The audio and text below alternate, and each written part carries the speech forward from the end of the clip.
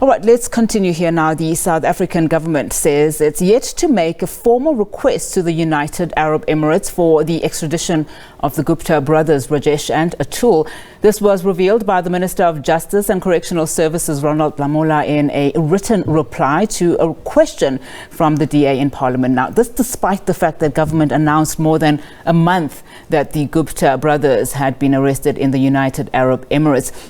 Now, let's discuss this conversation further. We are joined via Zoom by Hennie van Vuuren, Open Secrets Director. Hennie, thank you so much for your time this afternoon. Now, there was a sigh of relief when state capture accused Gupta brothers Atul and Rajesh were arrested 1 month on. The South African government, as you've heard, says it's yet to make a formal request to the UAE for the extradition of the Gupta brothers. So the question really is, can the state deliver on its promise to extradite the Guptas, considering that the process is still not finalized, Hennie? Nati, good afternoon. I think we were all very much relieved, or many people very much relieved, to see at least two of the three Gupta brothers, we were told, nabbed in the UAE, where they'd been ensconced for many years and living off the fat of our land, so to speak, the profits of state capture. And I think they were living under the noses of the authorities in the UAE for a long time, because it is a safe haven, a bolt hole for people like the Guptas. The arrest was incredibly important. I think it was the result of international pressure placed on the United Arab Emirates that has less to do with us, but their own financial woes, given the fact that they are a center for money laundering in the world. And I think it was very important that it happened. And of course, that was the 2nd of June. As you point out, Minister Lamola tells us that those extradition requests have not yet been submitted. He says they're on the way and they will be submitted quite soon. But the deadline is now tight. We're probably just less shy of 2 weeks away from that deadline. So the South African authorities have to move quick and fast right now to ensure that not only Unati does the extradition request itself, is that submitted, but that the NPA ensures that we have a competent group of counsel and lawyers who are leading this process, because ultimately we would imagine they need to add other charges than the ones which are the basis for the arrest of the Guptas. So that was only the New Lane investments. That's one slice of the state capture puzzle in which the Guptas are implicated. But in fact, they're much larger pieces of the puzzle. For example, the links with Transnet. And we heard this week from the head of the investigative directorate at the National Prosecuting Authority, Andrea Johnson, that they would be looking at charges against the Guptas for those crimes as well. Now, the Transnet crimes are worth billions, and it's going to take a lot of hard work to add all of those charges to the charge sheet that needs to be brought in Dubai very quickly now. Now, let's talk about just the level of hard work that you speak of that now needs to follow. I mean, you and other entities have raised concern about the NPA's, leadership capacity and capability. Your organization has recently published a report which speaks to state capture, and you're hoping that with this report, it would make some form of, an easier task for the NPA to actually make sure that those that need to be charged following the Zondo Commission report, or commission rather, are charged, and that people are actually brought to book.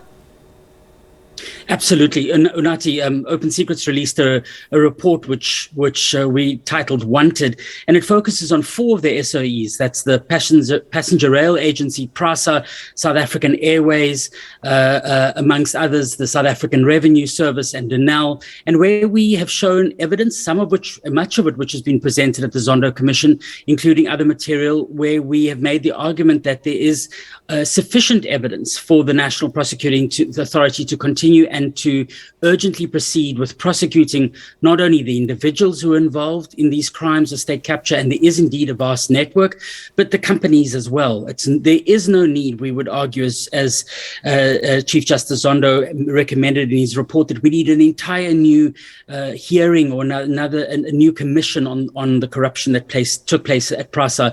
The material and the evidence, we would argue, is largely in the public domain. It's incredibly important that we see the NPA act, and we needed to move quickly. We needed to focus on the kingpins, and those are the likes of the Gupta brothers themselves. But then they're going to have to hone in on a whole network of other people, some of whom remain active in our politics, and some will not. You remain active in our business world, the banks, the auditing firms, the consulting companies who all feasted off state capture too need to be held to account. And so that's a very big, broad mandate. And we can't have a national prosecuting authority that continues more or less to fight with one hand tied behind its back by not showing proper leadership in these matters, by not applying the resources. Most recently, they've told us that we're going to see a string of arrests and new charges being brought around about September. Well, I think we need to hold the NPA to that, not because we want them to fail, but precisely because we need them to succeed, to tackle these networks that will continue to hold our democracy to ransom as we move forward. And I would imagine the urgency also comes to the fore because, some of these allegations that we've now seen, being tested at the Zondo Commission were already in the public domain. So do you think there is some level of lack of will? I mean, we've heard from the NPA saying that they understand the mammoth task that lies ahead of them. And of course, we've seen, some funding being streamlined to them so that it helps them with the mammoth task that we all know lies ahead. But I mean, as you've said, some of the evidence, particularly where it speaks to a PRASA, is out in the open and arrests should be made. So where do you think the problem lies then? Well, Unathi, I think firstly we recognize that this leadership of the NPA, what we call the new leadership under Advocate Chamelo Batoyi, who have been in the office for 3 years, they inherited an institution that was underperforming, that hadn't prosecuted any major cases of economic crime in more than 10 years, and that too, in part, had been captured by the networks around the former president, Jacob Zuma, and his business cronies, but also to add that some of those remnants, some of those people remained working in the NPA side by side next to the good women and men who are trying to prosecute matters. What we haven't seen is the NPA rigorously moved to remove many of those people. We haven't seen a plan to ensure that for example, investigative directorate was capacitated in a way it needed to be under the leadership of a former head, Herman Cronje. I really do hope that, and we hope that Andrea Johnson and in her new leadership of this team is able to ensure that she gets the resources that she needs. What we do know, Inati, though, is that when we raise these concerns, and we have been doing so for some time, the response that we're getting increasingly from the side of the NPA is not to engage in the substance of the matters, but broadly to say that there's something sinister about civil society organizations like ourselves raising concerns about the manner in which the NPA is proceeding. I think we need to keep the pressure on this institution, again, to stress, not because we wish it to fail, but precisely because we need it to succeed. And one of the many fundamental reasons for this is it's not only about the pure notion of justice, it's about ensuring that very powerful corporations and individuals are held to account, and held to account for crimes that have resulted very clearly in what we would argue are human rights abuses. When up to 2 million additional South Africans were driven into poverty during the state capture period, I think those are powerful reminders that ordinary people have suffered a huge detriment as a result of state capture. And that is the responsibility that the NPA and the Hawks and all other officials in our government have in ensuring that there is proper justice for these crimes.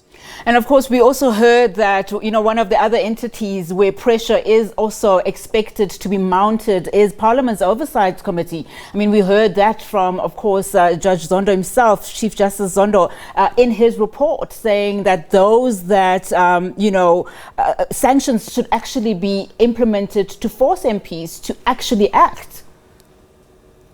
Well, absolutely. Unathi, I think a very good example is precisely the kind of hard questions that MPs have asked this week, but need to continue, and that's from all political parties, ask of organs of the state like the Hawks and the NPA as to what they are doing to tackle these crimes and how successful they've been against the promises they've previously made to those committees. And to use that as an example, we just simply don't see that happening rigorously enough, as much as we don't see the kind of pressure being placed on SOEs to clean up their act to ensure sure that we see that there's a process of ensuring that all of the problematic individuals are removed. Right now at the Passenger Rail Agency, there are concerns that whistleblowers themselves are being targeted by PRASA. Well, there is that portfolio committee that deals with transport.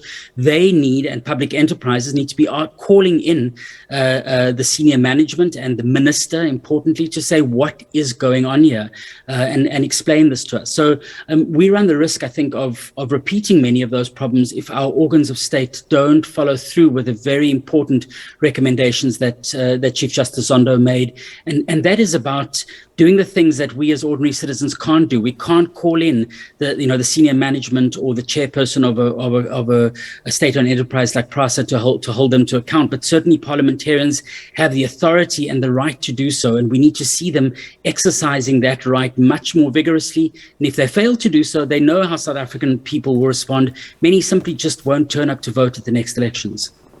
All right, Hennie, let's leave it there for now. Thank you so much for your time this afternoon. Really do appreciate it. All right, there, Hennie van Vuuren is from Open Secrets, and he's a director of the entity.